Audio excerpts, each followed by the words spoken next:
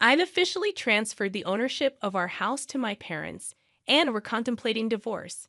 James, with a cold demeanor, pointed at me and callously insisted that I leave the house. He unleashed a stream of insults, supported by his parents' cheerful smiles, who seemed to silently endorse his actions. Nevertheless, I remained unfazed by their words, calmly accepting the decision to leave. Inside me, a well-thought-out plan accompanied the luggage I had prepared in advance. Hand in hand, I departed from the house without hesitation. They were oblivious to the gravity of the situation awaiting them. My name is Sally, just turned 50. Many years have passed since our marriage. Our children are now independent, leading lives away from us.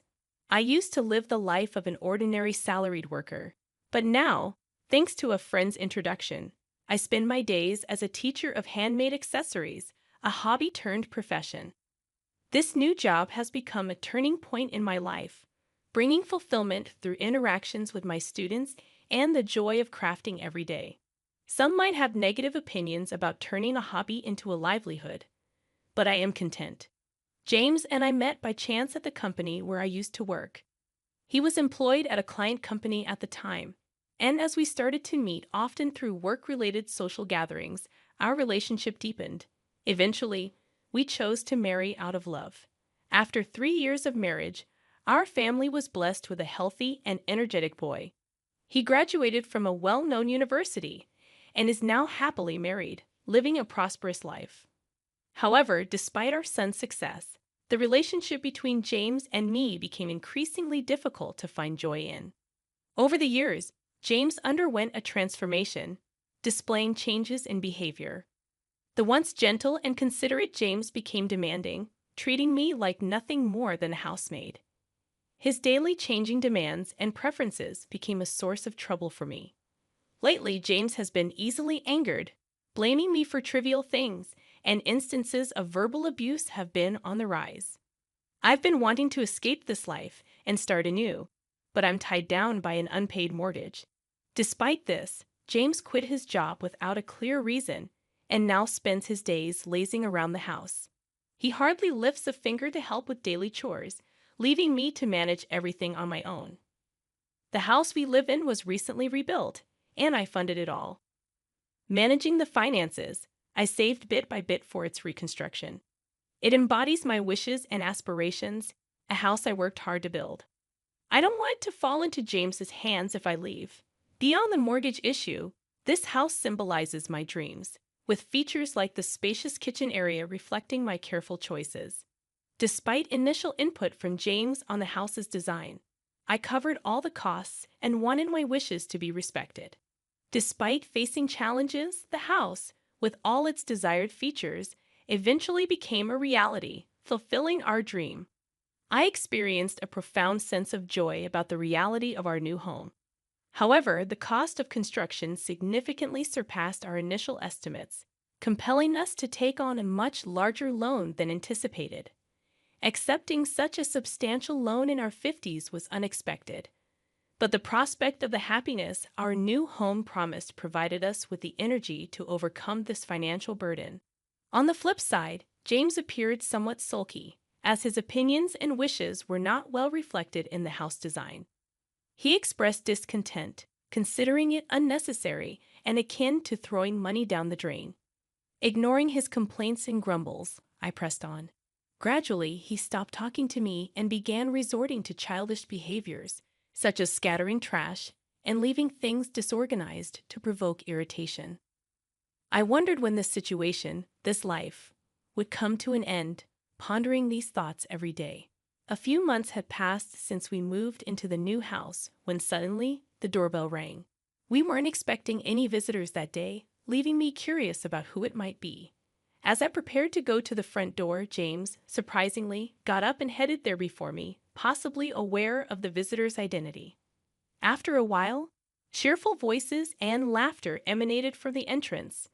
When the door to the living room slowly opened, revealing the visitors, I saw the faces of my unexpected in-laws, Harold and Alice. Honestly, I always felt pressure in my relationship with them. When we first announced our marriage, they treated me coldly, criticized me for my lower social status, and maintained an awkward attitude even on our wedding day. Their interference continued post-marriage, and each time I interacted with them, I wondered how to handle the situation. Despite thinking there had been some change or settling down due to lack of contact, their sudden visit surprised me. Greeting them politely, I felt a slight tension, but they passed by me without a word, intentionally ignoring my presence and bumping into my shoulder. They marveled at the house, expressing envy at the spacious and user-friendly kitchen. James proudly showcased the house to his in-laws, and upon their return, the expressions on their faces seemed satisfied. However, James' expression turned stern, and he suddenly raised his voice in anger towards me, instructing me to hurry up and prepare tea and snacks. Overwhelmed by his words, I hastily prepared tea and served snacks, but his parents seemed dissatisfied, commenting on the hospitality. Despite my efforts, Harold expressed dissatisfaction, and as they quickly finished the snacks and tea, he commented appreciatively on the house's interior. James, with a broad smile, invited his parents to live together in the house, almost ignoring my presence. They listened to James's words and left, leaving me watching their retreating figures. I felt a significant gap between James and me, witnessing him chatting and laughing joyfully with his parents, something I hadn't seen in a long time. Subsequently, in response to James' invitation, his parents began visiting our house more frequently. Initially, it was a few times a month, but it gradually increased to several times a week, eventually becoming almost daily. However, their criticisms towards me never ceased, and James showed no signs of curbing them. James' attitude of blaming me, coupled with his parents' intensified disapproval, became more pronounced. His complaints about me not listening and causing our son suffering were relentless. Despite facing daily difficulties, I found myself unable to voice the frustration in my heart. All I could do was offer words of apology. The in-laws' visits increased beyond anticipation, and they started visiting even more frequently during my absence.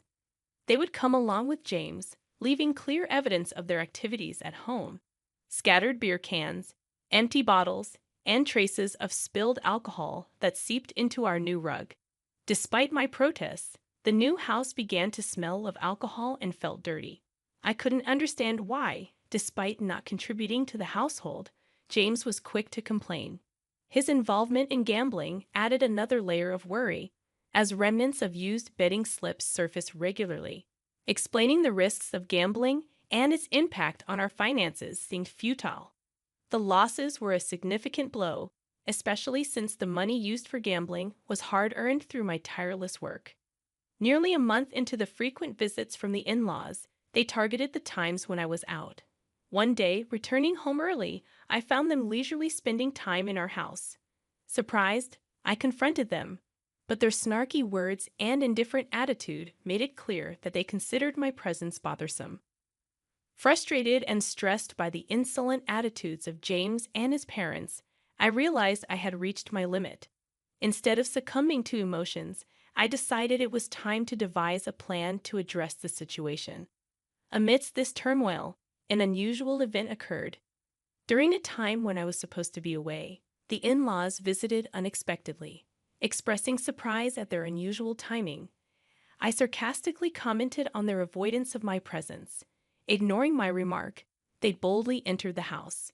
James welcomed them with a smile, leading them to inspect various areas, from the kitchen to the bathroom. Observing their meticulous checks, I sensed a hidden agenda behind their actions. Even as they left, they wore satisfied expressions, as if they had confirmed something. Curious and wary, I questioned their inspections and wondered if there was something they should tell me. I had cautioned James not to worry, emphasizing that it was none of his business. His behavior, however, hinted at concealing something from me.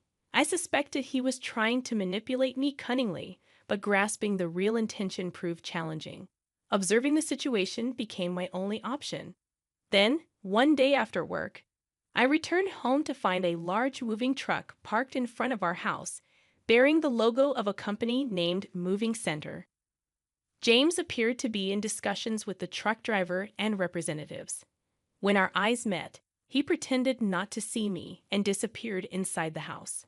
What shocked me more was the simultaneous arrival of my in-laws. They greeted me casually, and James welcomed them, leading them into the house. The atmosphere felt tense, and as I followed them inside, I noticed a significant change. The familiar furniture and belongings I knew had vanished, replaced by my in-laws' dated furniture, arranged as if this were their home. As I sat down on the sofa, they surrounded me with smirky smiles, conveying a sense of smugness. Their behavior indicated a pre-planned action, and though anxious, I decided to quietly wait and see what would unfold. The somewhat hurried gazes of my in-laws added to the atmosphere. They declared that there was something they needed to tell me, hinting at a hidden agenda. Bracing myself, I responded with feigned calmness, and James sighed deeply before admitting that he had sold the house to his parents. He proposed getting a divorce, and my in-laws nodded in agreement. Their smirky smiles suggested they were trying to toy with me. Despite their revelation, I remained unfazed, having anticipated their plan. I promptly signed the divorce papers, placed my wedding ring on the table, and declared my intention to leave the house. I had suspicions about the unnatural behaviors of James and my in-laws, especially since their frequent visits when I wasn't home.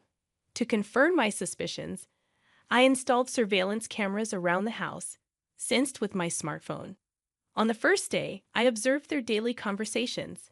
However, one day, I stumbled upon footage where James and his parents joyfully discussed selling the house. Shocked by this revelation, I decided to plan my next steps, searching for a new residence based on the information obtained from the surveillance cameras.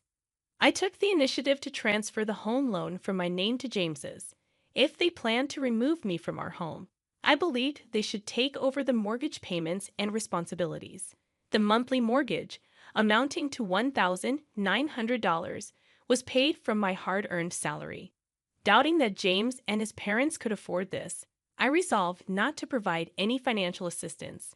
Free from the troublesome relationship, I moved to my new, well-arranged home with new furniture, ready to embark on a new chapter in my life. On my day off, I relished the prospect of thorough rest, sleeping in past noon. As I was about to doze off again, the doorbell abruptly rang. To my surprise, James and his in-laws stood at my doorstep, uninvited. I questioned their presence, and without answering, they intruded into my house, spreading out a document in front of me. They accused me of changing the name on the house loan without permission. Expressing disbelief at their sudden appearance, I learned that right after leaving the house, they received documents about the loan name change. James and his parents were shocked, claiming they were currently unemployed and couldn't afford the high monthly loan.